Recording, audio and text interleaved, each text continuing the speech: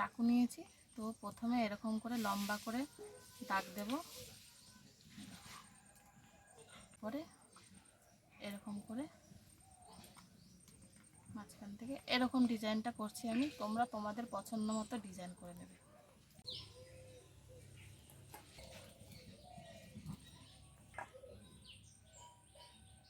এবারে একে একে বিস্কুটগুলো তেলের মধ্যে দিয়ে দেবো। দেখো তেলটা কিন্তু দেখে মনে হচ্ছে একদমই ঠান্ডা, কিন্তু হালকা গরম আছে তেলটা। এই দেখো বিস্কুটগুলো কিন্তু একদম বাদামি কালার করে ভেজে নিয়েছি। নমস্কার বন্ধুরা, আরপি ভিলেজ স্টোরির পক্ষ থেকে সকলকে জানাই অনেক স্বাগত। আজকে চলে এসেছি প্রতিদিনের মতো আরও একটি দুর্দান্ত রেসিপি নিয়ে। আজকে তোমাদের একদম ঘরোয়াভাবে কিভাবে বিস্কুট বানাতে হয় সেটা দেখাবো। তোমরা কিন্তু পুরো ভিডিওটা দেখবে। তাহলে চলো, প্রথমে বিস্কুটের জন্য একটা ডিম আমি এই বাটিতে ফাটিয়ে নিই।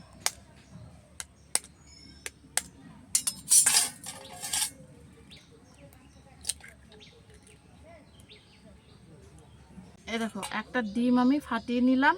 তারপর এর মধ্যে দিয়ে দেব পরিমাণ মতো চিনি। এখানে আমি হাফ বাটি চিনি নিয়েছি, তো এই চিনিটা সবটাই দিয়ে দেব। তারপর এর মধ্যে দিয়ে দিচ্ছি 4 চামচ মতো সাদা তেল। এবারে সব কিছুকে খুব ভালোভাবে মেখে নিতে হবে। এই যে এটা দিয়ে এবার খুব ভালোভাবে মিশিয়ে নেব। একটু টাইম নিয়ে মেশাতে হবে, এদিকে চিনিটাও গলে যাবে ততক্ষণে।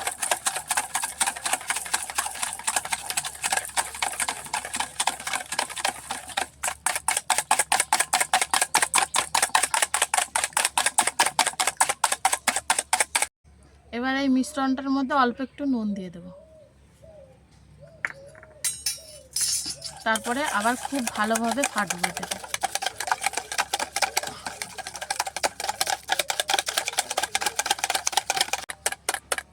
এ দেখো খুব ভালোভাবে সব কিছুকে মিশিয়ে নিয়েছি। আর দেখো চিনিটাও কিন্তু খুব ভালোভাবে গলে গেছে। এবার এর মধ্যে দিয়ে দেব বেশ খানিকটা আটা। আটার কিন্তু কোনো মাপ নেই, তোমরা আন্দাজ মতোই আটাটা দেবে। এবার আটাটা দিয়ে খুব ভালোভাবে এটাকে প্রথমে মেখে নিতে হবে। খুব ভালোভাবে কিন্তু মিশিয়ে নিয়েছি। এবারে এটাকে জল দিয়ে খুব ভালোভাবে মেখে নেব।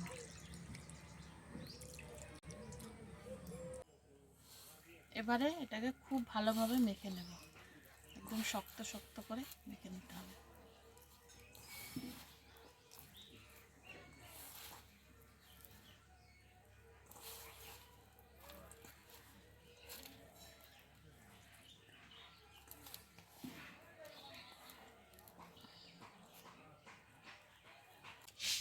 এ দেখো এটা কিন্তু খুব ভালোভাবে সব কিছুকে মেখে নিয়েছি। একদম রুটির ডোয়ের মতো মেখেছি, তার থেকে একটু শক্ত করে মেখেছি। এবার এটাকে 10 মিনিটের জন্য রেস্টে রেখে দেবো।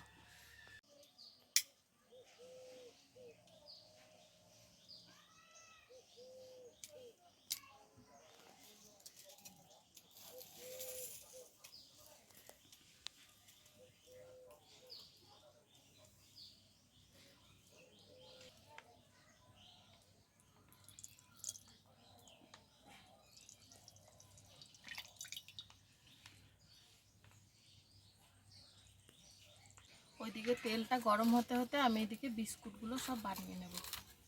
তো প্রায় 10 মিনিট মতো ঢাকা দিয়ে রেখেছিলাম। এবারে এটাকে আরেকবার ভালোভাবে মেখে নিতে হবে, তারপরে কিন্তু বিস্কুটগুলো বানাবো। দেখো আবার আরেকবার মেখে নিলাম। এবার এর থেকে ছোট ছোট লই করে নেব। এরকম সাইজের করব বিস্কুটগুলো, তো এরকম সাইজের লই করে নিচ্ছি। এই দেখো সব লইগুলো কিন্তু তৈরি করে নিয়েছি। এবারে এটাকে হাতে নিয়ে এরকম গোল করে নিতে হবে। গোল করে নিয়ে একটুখানি এরকম হাত দিয়ে চেপে চ্যাপটা করে দেব। তারপরে কিন্তু বিস্কুটটার ডিজাইন করব। তো এই দেখো একটা চাকু নিয়েছি। তো প্রথমে এরকম করে লম্বা করে দাগ দেব।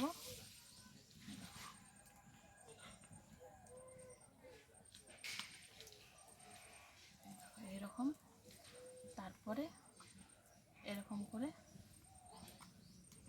মাঝখান থেকে এরকম ডিজাইনটা করছি আমি। তোমরা তোমাদের পছন্দ মতো ডিজাইন করে নেবে। তো সবগুলো এইভাবেই আমি তৈরি করে নেব। তো আরেকটাও বানিয়ে দেখাচ্ছি তোমাদেরকে।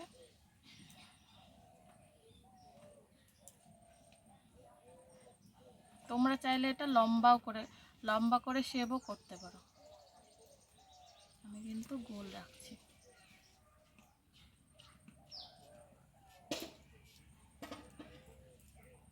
এই দেখো কত সুন্দর তৈরি হয়ে গেল।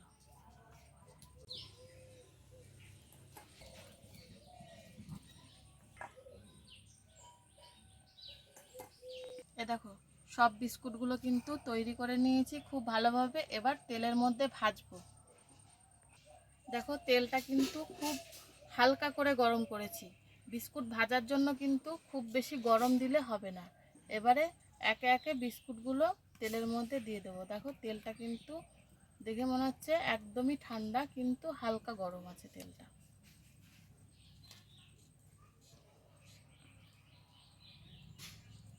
এই কটা দিয়ে দিলাম, এবার বাকিগুলো পরের বারে ভাজবো। এবার আর নাড়াচাড়া দেবো না, এবার হালকা আছে এটা ভাজা হতে থাক, ততক্ষণ আমি জাল দেবো হালকা হালকা।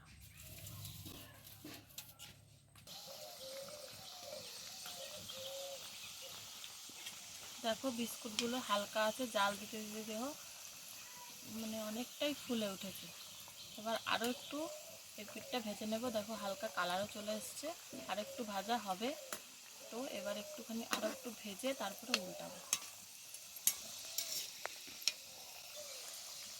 এবার একটু উল্টে দেবো। দেখো ওই পিঠটায় কিন্তু কালার চলে এসছে খুব সুন্দর।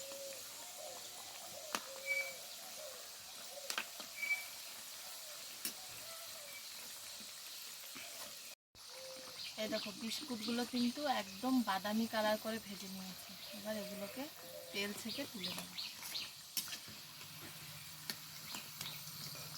দেখো বিস্কুটগুলো একদম ফুলে কিন্তু ডবল হয়ে গেছে।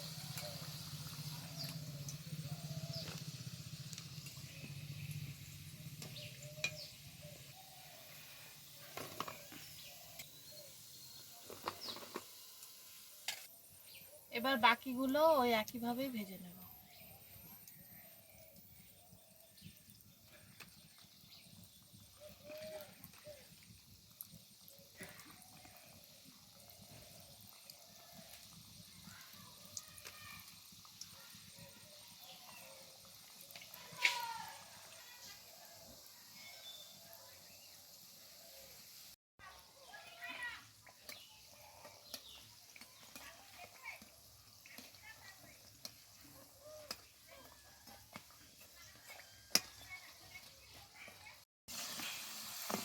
দেখো এই বিস্কুটগুলো কিন্তু ভাজা হয়ে গেছে, এবার এগুলো নামিয়ে নেব।